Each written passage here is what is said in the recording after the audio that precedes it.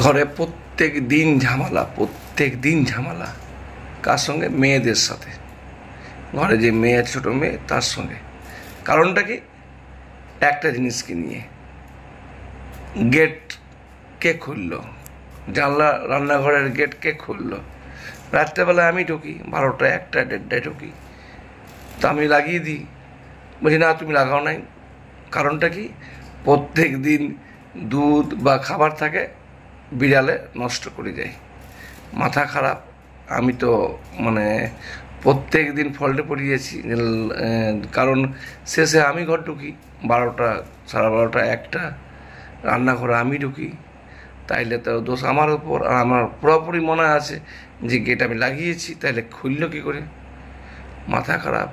এই করতে করতে হঠাৎ একদিন চোর আমার সামনে ধরা পড়ে গেছে। কারণটা কি?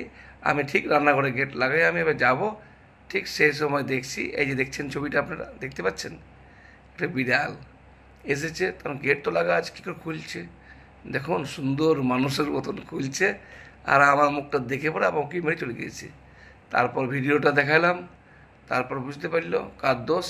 এবারে কিন্তু যে ফলটা ছিল, লক করতাম না গেটটা, সেই লকটা কিন্তু এবার করে দিচ্ছি। আর কিন্তু ছোটো মেয়ের সঙ্গে আর ঝগড়া হয়নি। হয়তো এই ধরনের ঘটনা অনেকেরই ঘটেছে, অবশ্যই কমেন্টে লিখবেন। এই কি ব্যাপার?